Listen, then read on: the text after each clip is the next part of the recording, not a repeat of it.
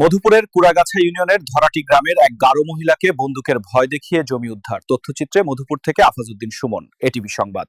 বন বিভাগের সাথে সমন্বয় করে শত শত পাকা বাড়ি বিল্ডিং নির্মিত হচ্ছে, অথচ একটি নিরীহ পরিবারকে এভাবে উচ্ছেদ, এটা হয়তো শুভঙ্করের ফাঁকির মতো। সংশ্লিষ্ট বিট কর্মকর্তা অথবা রেঞ্জ অফিসের কিছু অসাধু কর্মকর্তাদের অনিয়ম ও দুর্নীতি আড়াল করতে এ কার্যক্রম।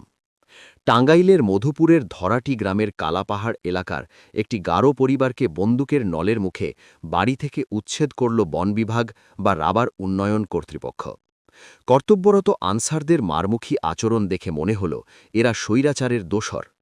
অথচ অনেক প্রভাবশালীরা বন বিভাগের জমি জবরদখল করে রেখেছে বছরের পর বছর, সেগুলো উদ্ধারে নেই কোনো তৎপরতা। অথচ দরিদ্র এই গারো পরিবারটিকে উচ্ছেদে মরিয়া হয়ে পড়েছে রাবার কর্তৃপক্ষ।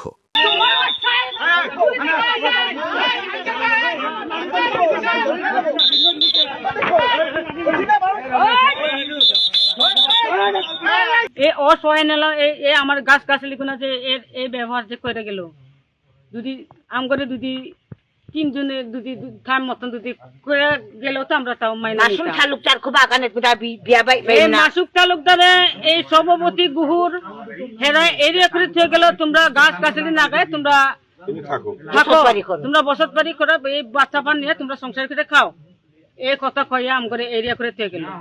এই সত্যি যদি হ্যাঁ কথা যদি না মাইনা এই যে আম করে আপনার সামনে যে